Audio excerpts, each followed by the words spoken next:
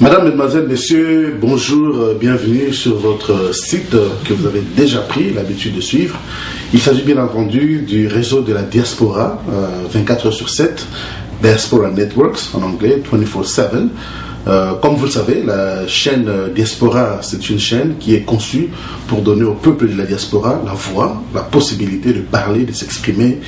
Et nous parlons de tout et de rien. Alors, Lelo, Tozo Yamba, invité d'honneur, au Zapona Bana Congo. Donc, peut-être, Batumsu va comment au Lingala, Bana Congo, mais où est-ce que Bana Congo? Donc, au salon Lingala, parce que là, on a un privilège, mon aîné, tu viens à Toronto, tu es là à Toronto, mon aîné, tu es à Bruxelles, à Paris, tu es à Londres, tu es à Bissiki Belé. Montréal, Hermon, Netité, mais Toronto, vraiment, tu es à Massola. Et à un moment donné, on a bengi empereur. Mboka na mboka, et ça n'a pas continent. Le Hermon, tu vendis, quand c'est ah, Mkonzamboka peut-être dans la Moutouboé, parce que tout le monde a gagné. Alors qu'en réalité, Mkonzamboka vendit même, on a monté. Donc, les gens ont bengi aller au manga, aller Moutou, avant le Canada depuis longtemps. Alors, on a poto, avec en même temps, on a kill.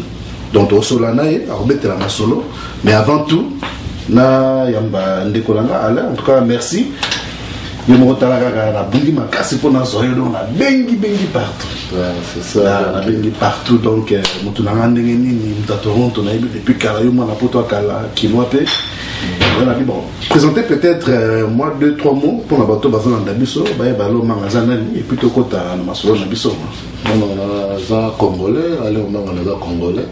Bon, on a vendu il y a déjà longtemps, on a vendu au Toronto. On a fait un voyage, on a fait dans Mikili, dans l'Europe, dans l'Afrique. Bon. Comme on a allé au Manga, donc c'est tout.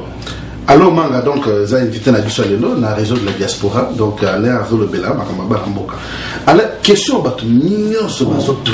na voyage à mingi mo ebi ermo côté na mo communauté mususu ermo côté na ville mususu mais bazo le Bela Toronto Canada est allé la première ville économique ville monene Montréal c'est OK tango zo comme na Montréal donc on sentir que non ah na komisika bana mboka ba ali mo ba restaurant mo bisika bien bazo kutana et tout. Mais Toronto est là complètement. Depuis que je suis là à Toronto, donc il y a net thing. Je suis à Toronto, na évité, na zone tout na tout bandana wana. Avant tout côté na masolo mususu. Donc bon, c'est-à-dire na observation na ngai. Donc na mona à Toronto, il y a un système moko boye. To zoye ba ko samanate, to zo kokana ko samanate pour na makambeze belé il y a des bossés dans net ba tribalisme ba tous ba uti na ba province na biso ya Congo ba région bon biso ba uti na ki na kati ya ki ils appellent ba réseau et belé il y a la zone tous dans la zone on a que mentalité à moi dans la zone par exemple il y a Bandal et peut-être la mentalité à moi peut-être zone société. C'est ça. Alors, tant que commis awa, tous ont la même esprit, même esprit alinini, tous sangana. Dans la région, au commun na o muto yo na région boye, na région boye, baza la mentalité na bango. Alors, ma mentalité il fallait tout ça la symbiose moko boye. Tout le cas, tout fusionnango, tout ça na molimo moko na point commun nde toko kobima na situation oyo peut-être moko aza na talent na mutaza na talent na ya utana ngona boko abotami nango mais surtout komi awa nga mona Bandal nga mona zone boye ngai mundibu ngai mungala ngai boye confusion koti wana so likambo ezali ezopesa ke bosangana te omona moto albi ana luka moluba totala likambo ana luka mokongo totala likambo na kati ya Toronto surtout tozala ba clique même na ba kin tozala na rose bozaba na Bandal mais bozala clique na bino ba musu balinga bango basala bango sport musu balinga bango sala musique musu balinga bango basala ba munoi alors puis tozala ba clique musu bokanga ba clique wana moi so mutaki na clique comme musu problème donc ça dit tozala bon mon côté. Tous avons mon côté, tout photo de bateau long la biloko wana surtout surtout le biloko wana surtout communauté na biso ya ba congolais à Toronto et ko évoluer ko mata tout ça na nini donc tout ça na bon mon côté donc confusion ezali makasi na biloko wana Donc, confusion dans ma casse, et c'est une réalité. Nous avons vendu depuis longtemps. On a bio, à Toronto, c'est vrai, certes. Vous avez mon apoto. Mais, émission, on dit à Zolo Bango, si nous nous disions tout, on les a titrés, il y a une émission à présenter, tantôt en anglais, tantôt en français, tantôt en anglais. Mais, but, il y a une émission, ils ont créé justement le lobby symbiose, tout solo. Parce que c'est vrai, parce que tout ça, on va mon père. Qui n'a pas peut-être limité, peut-être moi, je sais pas, ma bandane, ou bien moi, Rigini, Salongo, Lemba, peu importe. Et peut-être dans la fin de la Lemba, autant à la Rigini. Autant dans la Rigini, autant à la Gombe. Autant dans la Gombe, autant à peut-être la Matete, je ne sais pas. Mais, dans le bélan, on tout bien. On bien dans les petits, tout avec la clique, la biseau, mais. Non, c'est parce que nous avons un côté, nous avons un côté, et ainsi de suite. Mais est-ce qu'on a Toronto, tout le monde a dit, c'est le et ça, il expliqué. Nous avons besoin de Kindoki, parce qu'il y a des Kindoki, vous comprenez. Mais dans la bateau, on va favoriser le Coran, ou bien par groupe, ou bien il y a une tendance. Et ça, c'est qu'on est favoriser le Coran. D'après eux, au moins, peut-être, parce que dans le monde à Toronto, c'est bateau, qui ne va pas Toronto. Nous sommes Toronto. Nous avons peut-être intérieur, Toronto. Est-ce que moi, peut-être élément, mais ça a peut-être raison d'être, il y a moins de division, il y a moins de incompréhension, ou bien c'est l'autre. Je pose à la paix, moi, raison, par moi, raison. Les bateaux, c'est Europe. Parce que les bateaux, en Europe, dans les bateaux, qui sont en Europe, tant qu'ils évoluent en Europe. Moi en Europe, je moi comment boyer, que Bassamana, Basama Congolais, tout ça est comment boyer, Congo, ils ont un père européen dans Boka ou tout à fait en Europe, Basalango. Mais ce que nous avons dit Europe, pour moi, on a loko parce que les années qui, ils ont moi outil en Europe, il y a un barabilo qui bien pesé au travail bien. Awa. Bayamba keloko Europe te bayamba loko akinite baboya nyonso to beza eloko moko boye makasi zosenga ba dialogue moko boye makasi salama ba conférence ba dialogue entre biso ba congolais to meka expliquer problème ngoki to tika ba biloko so ba clique tribalisme o ata zone boye ba nini moni to za na ba classe OK yo tanga na zone mususu OK classe mais là OK les classes au Joalem mususu au quotidien 7h30, au dîner même sur 12h30, peut-être 4 h 5 h du temps, ou bien 6 h du temps, dans l'école. Mais tant que on a une base, les alliés, quartier, tant que on a un quartier, tikini, nous avons un camarade, un camarade, le système, on a la zone, le système applique les alliés, mais là, vous avez un système applique la kin. Au moins, on a payé, vous avez un système payé à zone, qui a atteint dans un moto, on a salle à bouiller, mais air mot, bouiller, bouiller, mais la paix, idéologie oyo ezali ya zone na bino mona ka zone na bato na sala ka boye même au monde intellectuellement bo zone na bato za ba tamakasi monde intellectuel pas za mutakasi à s'adapter pour faire tout à fait ah wa siko tout ça ne loko wanate donc photos za la karabo moko so za bomoko babilo monsieur zo les cas za bilo mo amike école kala mo ba comme ça on dire et le logo to ça la monte il va la rater d'ailleurs le logo ça il est donc ninga za boy donc il m'a amené si dans vous appelez le soute vous appelez soute peu tout ça dans la quartier mon a la na toi là nous a chéri là nous a chéri là bon mon la quartier cap pour so la bien ta chéri on va la bala na mai ouais bali les qui na les intégros parce qu'il y en a qui na bala tête comme ta fille na par exemple belé kakanda si tout le monde m'a soupé waneza moi par basi mais ba comme soupé zali bon na muninga somi mo lo mo boye moyen que donc mutinyo salinga za ne kaka leader okoza leader na part où don nzamba tindela yo salena oza leader mais loko ya mbato za leader na biloko nyonso tu o eza do a monter ezala kala yo non faut tikela ba ninga msu chance ça le loko au CP na mo pe au soutenir au féliciter donc du courage mais biso courage les arrêter donc bi loko o ya bala munde ba bato ba ya ma bende critique ba batele paradoxe ale o manga bon alors manga c'est pour la c'est que au moni tokuta na mo Toronto ndenge zala East, West, Nord, Sud, tout à la mine. Mais la monde a dit tout à ni Sozanda. Je sais la masse comme tout le monde a tout le monde a c'est là. Mais ce que vous avez dit, l'homme peut aller au Toronto parce qu'il te coûte un poto, parce que le Canada sangi si biso. Regardez ça, c'est biso. Parce que sous ça m'a montré surtout à l'origine. Hermo photo dans la tête la kin, tu dis la paix battu sur tête la niveau kin. Parce que mon hermo mon a mon surtout zone élèvement ma casse le niveau kin au tali boy. Rien ordinaire. Ah ouais, comment pèse là donc vous va ma bé. Parce que tu coûtes au Canada. Ouais, moni eloko wana mutu mususu batala na ye koya obima ba poto. Voilà. Mususu mona tala ebima poto te bima déjà na kin. Asali déjà le na kin mais koto peut-être aza na ausa bilo mususu oyo wana salate.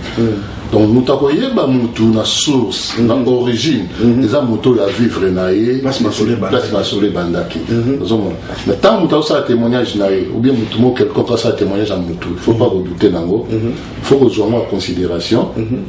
Pour jouer en considération pour vérifier ngo si ça bien pour approuver ngo ce qui au moni kaza na talent na za expérience nango plus que oyo.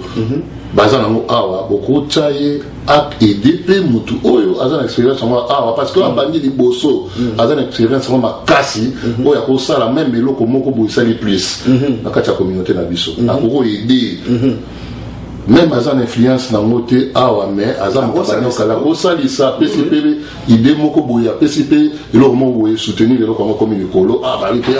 bato à Toronto bazo ko évoluer bien ba diaspora Toronto bazo évoluer bien na kaso kuti malobate na yebiki na poto za di bongo na poto za di vandi boye mona moto weta utikimba boye ba boye mona mboka tala masolo manzela mukanda yango yo manzela ni solo boye yango yo manzela boye yango.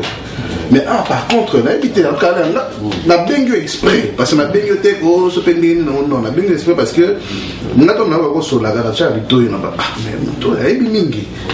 koyeba yo mingi ya Congo d'abord ya Kotoyo et puis ya Mikili parce que yo na poto déjà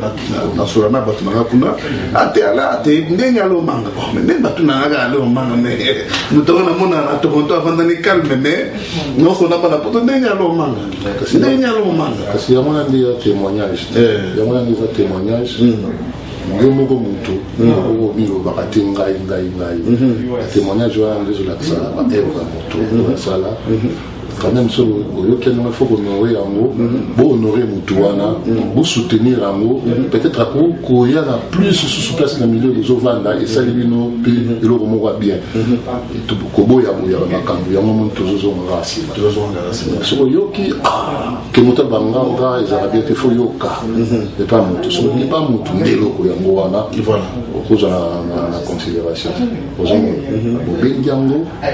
bo saleli yango tout à fait dès que surtout Bendiango et ça qui tout sali au mouton tout sali danger donc il faut tout caler mais ce que ça rapport ni bakal on les rapport na nini non na baraté ça rapport na influence à nini moi na baraté mais ce qui ça faut pour l'esprit à bien et c'est le mot soutenir amour et ça les locaux va mêler la communauté tous à bien mission surtout mais mission tous à bien ça rentre directement dans la question là parce que tout le monde va bloquer on a tout aller aux amanakin au moins particularité banakin bien parce que dans amanakin banakin bazaba bosengo on met sengo vraiment kino moi solo ozala kaka moi mo talif ma peut-être na mazo c'est là na côté bana mais elengiga ke na banakin masolo ça va kito solution za ninga le Congo alors parce que na Toronto na nabi ba belo na kuta na bango ba bisanga Aimé Kabuyo lingo linga te biso na centre ville Tokoyate on a bien pas congolais Tokoyate ba église na bien Tokoyate mais to comme souffrir na mon âge peso pour ça bon so ba ya avec na 15 ans de là comme na 30 ans so ya avec na 20 ans de là comme na 45 ans nous sommes avec jeune ma formation tu as un emboc ma soeur qui dit côté 60 bêtes ça va récolter la pension solution parce qu'il faut te vivre tu peux la garder que tu espérer que non un jour bon na Congo et puis tu rejoins na Congo j'ai poussé ma gambe changer solution na Toronto pour te vendre tout c'est puis la payer et ça d'après toi. Donc, problème à niveau c'est la jalousie, c'est la jalousie parce que tous les biso tous les jaloux, tous les dimanatés. Ce monument c'est comme dignité. Donc les pas amour et la jalousie. Faut tous l'amour du prochain. surtout ça l'amour entre biso au monde qui évolue vraiment comme pas me rosalate même comme que le climat casse pour le cabo zongo solution vous avez quand on a sauté et tika libela moto na botene ti moto mo croix za moto sur utilité na société c'est ça la société tu comprends donc il y a un des biloko on il faut changer mentalité pour tout comment il faut changer mentalité to changer mentalité on a ndenge na la émission de tout ça la diaspora l'église va se former que tous abomoko union et ça la force le moins il faut ça campagne moko boya makasi campagne ngo et ça peut toucher beaucoup tout dans le moment changement parce que tout ça a besoin de changement pour la évolution il y a communauté diaspora au Congo à Toronto parce que tout que là-bas notre botanique tout que là-bas le comme héritage à ma bé politiquement héritage qui base ensemble tout la division. Mesdames, Mesdemoiselles, on va prendre juste une petite pause. On vous revient. Donc, Togo risque de dépasser la limite, mais Togo dépasse la montée. Restez à l'écoute. Merci. Mesdames, Mesdemoiselles, Messieurs, nous sommes dans l'émission Nabiso. Donc, vous êtes en pause. Tout peut s'inviter à Nabiso temps. C'est rafraîchir tout le monde. Okay? Donc on a seulement à la sur la victoire comme Makassi parce que mon les lots qui les changé c'est vrai qu'on les a peut-être bien les lots mais tout ça va congolais car congolais va faire qui Congo le bien dans la bien car bisope nous te ça la bien être la mission la diaspora dans les bandes et ça donc alors moi la zone les sous donc on va dans le la jalousie va besoin de malaté en tout cas moi ba comportement mon au dans la Congo biso mo ba congolais to sala la tête mais comment faire la côté ba di valeur ba délai mboka pe mboka ngo ezo tambola te comment on fait entendre calmement pe mon côté temps mo ba chika para ba tinda mo ba la ba minerva mo ba mike mboka pe kufie comme on va nous faire là va violer ba koko va violer bana et mouvement pour tout l'est qui ça ka Congo ya Kinshasa to tika ki ou bien ba mettre ma sola mboka mususu mais to vandi ma sola ngezana mboka pesa ndenge lobi on a eu mot lobi donc confusion tout se comprendre bon en tout cas là au moment but il y a une chose à la solution parce qu'il faut dans la solution c'est vrai tu peux mettre des solos à boya il faut solution ça parce que sur moi le bag va tout ça comme victime il y a donc songo on a le bon mouvement des grands maîtres morts le bag songo comme victime parce que comme on a le kuta ba côté son kuta parce que le kuta comme il est mouton donc au bien fait mon qui m'a maté ça bon te ko na sala boy to bien na sala parce que c'est pas tambolisation donc qui m'a ouais mais ma communauté ba maçon Joana ma kambazo ba lokuta mais il faut tous alors na démo et mo tout à rappeler am suniti ba ma kamanzambe parce que sur le tenzambe liboso na ma yo donc ok parce que eloko oyo elokuta les balobara kaka ba ministère mo lokuta il y a un ascenseur véritaire donc terme de vérité en pays na moté donc tant nous allons nzambe no tabako sur lokuta lelo même plus tard même après 10 ans lokuta na ekobima vérité ekobima vérité ekobima kaka t'es-tu vérité vérité ebima kana ngo kaka donc taba salio boy ba humilier yo ba sali nyo soto ndima na yo même ko vérité ebima avec force moko mutako kanga ngo azate tout à fait donc tant monique uzana yo ningma la telo mo ba koseli yo eza mo vérité t'es à l'aise comme tout nous na oté taba tout ba ini otikali yo moko mais ba toi tu vas rejoindre là un jour parce que yo on va une vérité to yanga te ko kinlaje abatu o mutalobi ke abai lokuta yo pe bi on a pe fona ko se loko na leka o de kana yo bien mais ko kaleo na nzela o mona blocage mo di boso tout impossible au comprendre blocage impossible aux heures quand on émission comme on si on se disait tout. Donc tout ça la polémique a mingité mais tu dois vraiment mutuna mutuba kulutu ba olekawa maman ya mikolo na ba leki ba olekawa ba jeune ba olekawa donc a vie ezaka pour na bateau ba mais ça va justement parce que dans la bateau ça a toujours na bateau moko bomba ça la masolo wana parce qu'il n'y a pas de fumée sans feu. Il y a toujours un bateau partout dans la Paris, Bruxelles, Montréal, Grande-Bretagne, Londres, partout. Il y a toujours un bateau. Donc, parce que la télévision, 24 heures sur 7 masolo ezala ebele. Mais alors la solution c'est parce que tout le bénin mom quelqu'un bamboka biso la kin to ba ke kin ba na poto ma ga uti poto ba zonga ayena mo ba valise ba na quartier ou bien zongi moi sengo mais ce comment de ngo fa jo bon bien ngo madame ta ko ebate bo fa na ga te no to na to te ga na kin oh non tous on a kin il y a 2 jours donc ça la ça que non confiance c'est ça. C'est comme solo Toronto sera confiance en ndenge so bandil kambo photo kutalanga nzamba za la paix c'est vrai mais net na Toronto Toronto c'est solo ndenge masolo qui na koto yo pe parce que ça na tête qui n'a bien te koto pesa bien te photo bonisa partout mais parce que kin actuellement biso do vandi mingi koto batum so kin bazoya mota bazoya ndenge bazo évoluer siko biso pena to yebite bango pe bazoya pe na mentalité la bango so asika bazo ko bakisa les soso le ba ba bakisa mentalité sika to so na pe ba changement mususu pe o ya mentalité ba to ya kin siko na yebite ba ta kin ko mai na kin na ka kin mingi te mais na kana pe muso Afrique na kena déjà kin mais na ume la raté na ume la kitina kin na yaki mais na mona ki il y a un changement ya mentalité ba ni na yebite so ki uti na nini na yebite wana za ba famille retourne mais yonde no ya ume la 2 jours do ngasunte bwendenge mais wana eza mabiloko moko boye ngana za koto na ko kota pena na kati ba politique te na minute on sa politique te na la politique tout à fait donc biloko wana eza ba nini gouvernement neza kuna na ba ndenge nini bazo ko évoluer kuna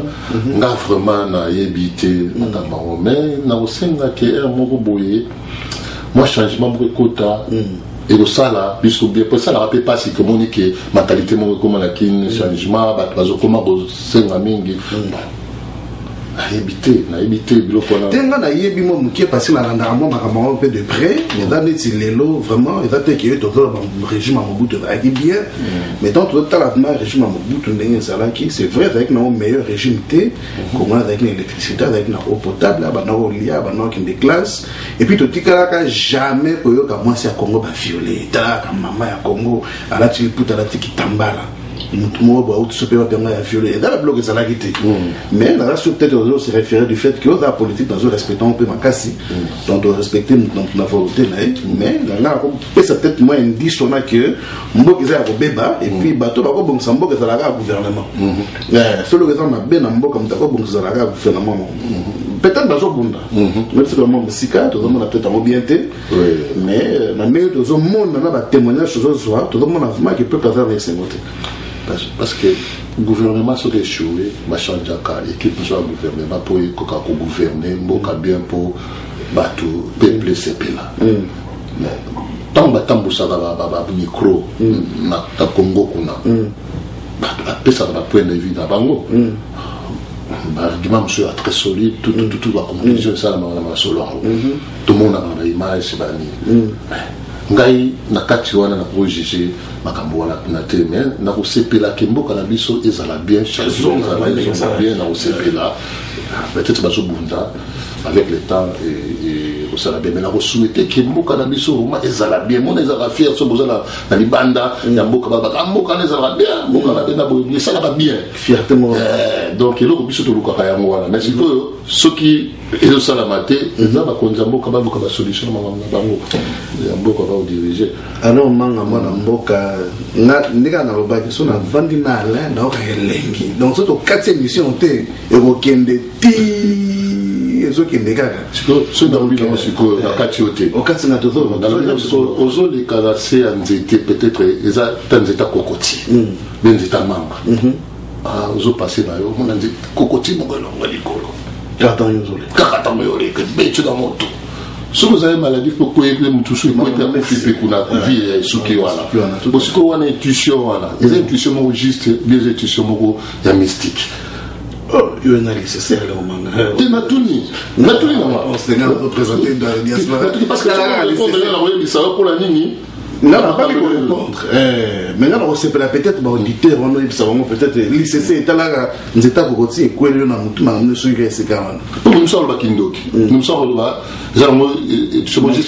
côté c'est limba qui na ngos ekwele li opérer yo komi wana beti super malchance parce que c'est super malchance accident bon siko to lobani vous on a Mon monsieur beaucoup va y ndoki aza ndoki te. Okolo ba pe loko wela monsieur Zakara ndenge destin salamaki zala ezalaki bongo. Il faut peut-être tout nakat parce que on se va comment les kamoba bimisi na déjà version tunité. Mais on va dire la version voilà, ce que ça dans le côté on a l'obité, ça dans le côté c'est dans le côté. Ce que ça juste les Zakara juste. Tout à fait. Et on a ce que ça juste